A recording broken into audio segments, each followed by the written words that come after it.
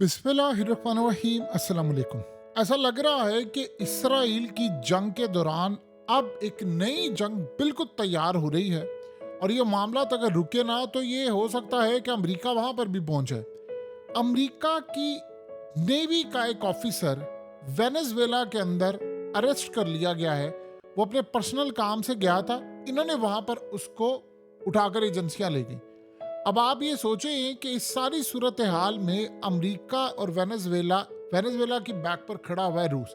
अब ये मामला तब चल रहा है जब इसराइल में मामला खराब है। पहले आप जरा समझ लें कि इसराइल की सूरत हाल क्या है और ये मामला इधर क्या चल रहा है। आप जरा ये तस्वीर गौर से देखिए। ये तस्वीर नहीं है, ये असल में नेतन्याहू की बर्बादी का एक पूरा फाइनल मुजाहरा है। अब ये लोग इतने ज्यादा सड़कों पर निकल चुके हैं, इतने ज्यादा लोग पैक, बिल्कुल आप देखें तो बिल्कुल पैक है पूरे का पूरा तिल अवीव लाखों के हिसाब से। और सीन ये हुआ है कि एयर ट्रैफिक को बंद कर दिया गया है, एयर स्पेस क्लोज कर दी गई है। जहाज़ों को फौरी तौर पर यहाँ से किसी तरह की कार्रवाई करना, यानी यहाँ से उन्हें कहा गया कि अपने रूट बदल ले। अब कुछ स्ट्राइक नहीं होने के लिए जा रहा, लेकिन सूरत हाल ये पैदा हुई है कि वो कह रहे हैं कि कंट्रोल से चीजें बाहर हो गई हैं। नेतन्याहू को शिन बैत ने इन्फॉर्म किया है कि हमें खतरा ये है कि ये सारे के सारे कहीं जाकर प्राइम मिनिस्टर हाउस पर कब्जा ना कर लें और ये ना हो कि आपकी जान को खतरा पैदा हो जाए। उन्होंने काम ये किया कि अपनी फ्लाइट्स कैंसिल की हैं, सारी की सारी उनका रुख मोड़ दिया है और ड्रोन उड़ाना शुरू कर दिए। अब एयर ट्रैफिक को मैनेज कर रहे हैं, यानी वो देख रहे हैं कि अवाम किस जानिब जा रही है, उनका रुख क्या है, ताकि इन्फॉर्म पहले से किया जाए, पहले से आगाह रखा जाए सूरत हाल क्या है, ताकि उसके बाद अगर नेतन्याहू को प्राइम मिनिस्टर हाउस से निकालना पड़े तो वो निकाल ले आसानी के साथ। यानी अब आप ये सोचें, मॉनिटरिंग उनकी ड्रोन से पूरी तरह की जा रही है, तमाम की तमाम हर जगह पर हर एंगल पर लोग हैं। और हालात ये है कि नेतन्याहू को इस वक्त लाइव फीड दी जा रही है, एक एक मंजर वो बैठकर अपनी टीवी स्क्रीन पर इस वक्त देख रहा है, क्योंकि उसको अंदाजा है कि किसी भी वक्त मामला इतने यानी खतरनाक मामलात में उलझ सकता है कि मुझे हो सकता है प्राइम मिनिस्टर हाउस से किसी जगह मुंतकिल होना पड़े और इस सूरत हाल में कोई हसीना वाजिद वाला सीन हो जाएगा तो मुझे अपने आप को तो अपनी जान बचानी पड़ेगी।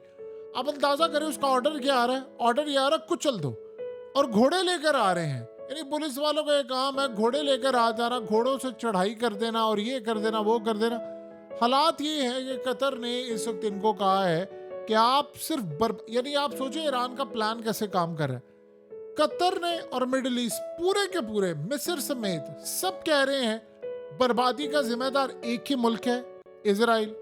बरतानिया के अंदर भी अब यही बात हो रही है, रूस ने भी यही कहा, अमेरिका ने भी यही कहा, मिस्र से लेकर तमाम ममालिक इंक्लूडिंग चाइना भी ये कह रहे हैं कि सारी बर्बादी का जिम्मेदार एक ही बंदा और एक ही मुल्क है, इजराइल और नेतन्याहू। अब सीन ये है कि लड़ाई इस वक्त नेतन्याहू की अपनी उलझ चुकी है और हालत ये है कि एजेंसियां इन्फॉर्म कर रही हैं, लाइव फीड वहां से दी जा रही है कि कितने लोग सड़कों पर हैं, कितने लोग बाहर हैं, क्या मामला था, क्या सूरत हाल है। इनको बताया जा रहा है कि सर आप महफूज मकाम पर रहें, हालात काफ़ी हद तक ख़राब हैं, ये ना हो कि इस वक्त चीज़ें हमारे कंट्रोल से बाहर चली जाएं।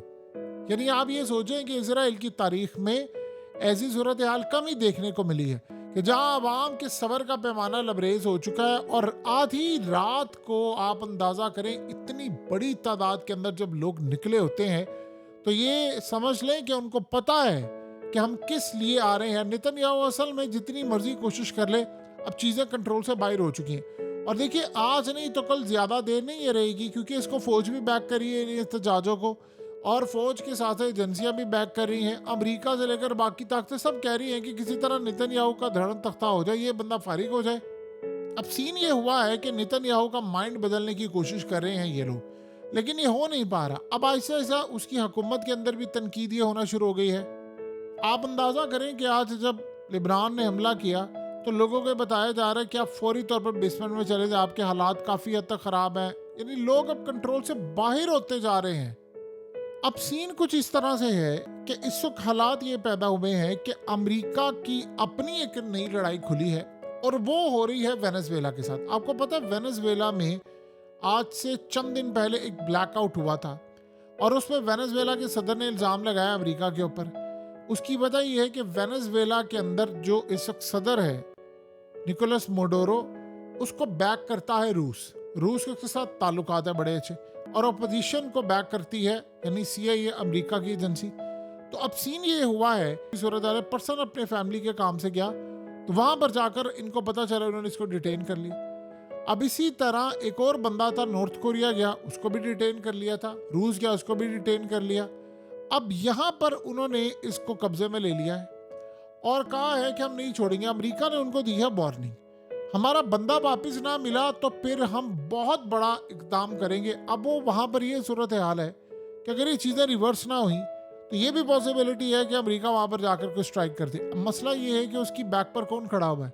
रूस खड़ा हुआ है। तो आप अंदाज़ा कर लें कि अब आपको एक बात समझ आई है कि पुतिन ने क्यों ये पॉलिसी जारी करवाई है कि आज के बाद वो सारे जो मुआहदे थे वो हम सारे के सारे ख़त्म कर रहे हैं। अब हमारे पास कोई न्यूक्लियर डॉक्ट्राइन पुरानी नहीं है कि हम हमला नहीं करें, हम हमला करेंगे, हम सब कुछ करने को तैयार। इस वक्त की सूरत हाल तो आप सबके सामने है कि वो क्या करे। अब ये सारा कुछ जब हो रहा है अमेरिका का, ये हो रहा है जब इजराइल की जंग इस वक्त उरूज पर जारी है और वहां पर लोगों का जो गुस्से का पैमाना है वो लबरेज हो रहा है। देखिए, अगर तो नेतन्याहू की गवर्नमेंट चली जाती है तो नेक्स्ट जो भी शख्स आएगा ये आपको फौरी तौर पर ये रिवर्स करना पड़ेगा। अब एक अकेला नेतन्याहू नहीं है, उसकी बैक पर इस वक्त बड़ी तादाद के अंदर लोग हैं। यानी आप ये सोचें कि अवाम ऐसा लग रहा है कि अब कंट्रोल में नहीं आने वाली। ये अब शायद लग रहा है कि वो नेतन्याहू को प्राइम मिनिस्टर हाउस से निकाल कर ही दम लेगी। अब नेतन्याहू ने बड़ा क्लियरली अवाम को कह दिया है कि जी अगर आपने कैदी रिहा करवाने, मुझे ये आप एहतजाजों से ना आकर बताएं क्या है क्या नहीं है। मैं आपको बता रहा हूँ आप गलत कर रहे हैं। उन्होंने कहा आप हमास का साथ दे रहे हैं। अगर आपने कैदियों को रिहा करवाना है तो फिर हमें फौजें वहां पर रखना पड़ेंगी। अब सीन यहाँ पर यह पैदा हो गया है कि अब लिबनान की जानिब से हमले हो गए हैं शदीद। आज तकरीबन 100 के करीब रॉकेट मारे गए हैं और कल मजीद मारे जाएंगे। अब वो हो ये रहा है कि जो भी अब रॉकेट मारा जाता है वो पहले से ज्यादा डीप इनसाइड इजराइल के एरियाज में जा रहा है। अब एक वीडियो भी अजीबोगरीब सामने आती है और वो डिफरेंट जगह से कि तिल अवीव के ऊपर इनको हेडक्वार्टर मिला है इजराइल की फौज का, और ये कहा गया है कि लेबनान की रसाई अब वहां तक हो गई है। अब ये सूरत हाल है, आपको याद होगा कि कुछ अरसा पहले कि जब यमन के हूसियों ने ड्रोन मारा था तो वो तिल अवीव जाकर लगा था। अब गालिबन ये स्ट्राइक करने के लिए तैयारियां कर रहे हैं तिल अवीव पर। और ये बात याद रहे, तिल अवीव के ऊपर इस वक्त एहतजाज की लहर जो छाई हुई है, अवाम का गुस्सा बहुत ज्यादा लबरेज है। अगर इस सारी सूरत हाल के अंदर किसी बिल्डिंग या किसी जगह पर स्ट्राइक होता है तो अवाम मजीद गुस्से में आएंगे, पैनिक में आएंगे कि भाई आपको जब कहा है कि इस जंग को बंद कर दें तो आप इस जंग को बंद क्यों नहीं करें। नेतन्याहू को तो असल में जो ब्रीफ किया गया था एजेंसियों ने, वो तो प्लान बनाकर बैठे थे कि आप इस्माइल हानिया पर हमला करें, जैसे ईरान ने पहले हमला हम पर किया है, हमला कर देगा तो हम जंग छेड़ देंगे। इस दौरान जब जंग छिड़ जाएगी तो सबको अपनी अपनी जानों की परवाह होगी, तो फिर तो इस वक्त कोई भी आवाम सड़कों पर नहीं आएगी। लोग पूरी तरह सड़कों पर तब आते हैं जब कहीं ना कहीं मामलात खराब हो रहे हैं। लेकिन मसला सारा ये हुआ, उनका प्लान चौपट तब हुआ जब ईरान ने हमला ही नहीं किया। अब ईरान ने हमला नहीं किया तो अवाम को ये लग रहा है कि अगर उन्होंने हमला नहीं किया तो इसका मतलब है जंग बच गई है।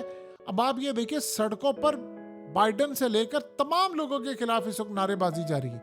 यानी अमेरिका की एस्टैब्लिशमेंट, इजराइल की एस्टैब्लिशमेंट, नेतन्याहू और ये तमाम ताकतें, ये जो सिनेरियो इस वक्त बना हुआ है उसमें शिन बैत उनको बार बार इन्फॉर्म कर रही है नेतन्याहू को कि ये ना हो कि बिपर जाए और हालात हमारे कंट्रोल से बाहर हो जाएं और हमें यहाँ पर लेने के देने पड़ जाए, और अगर हालात हमारे यहीं पर रह गए इसी तरह तो ये ना हो कि आपको बचाना मुश्किल हो जाए। क्योंकि ऑलरेडी मुसाद ने भी कहा है और शिन बैत ने भी कहा है, और आपको पता है कि चीफ भी इनके रिजाइन कर रहे हैं।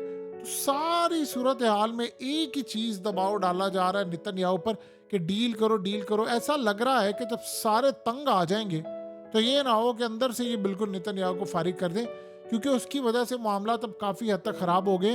लेकिन याद रहे फिर एक बात, नेतन्याहू अकेला कुछ भी नहीं है, वो असल में एक सिर्फ मोहरा है, रिप्रेजेंटेटिव है।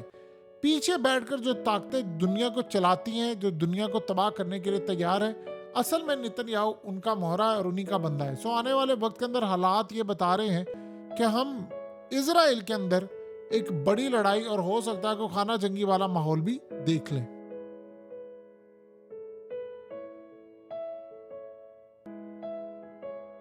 हकीकत टीवी को सब्सक्राइब करना मत भूलें, वीडियो को लाइक करें, शेयर करें और कमेंट सेक्शन में अपनी राय का इजहार ज़रूर करें।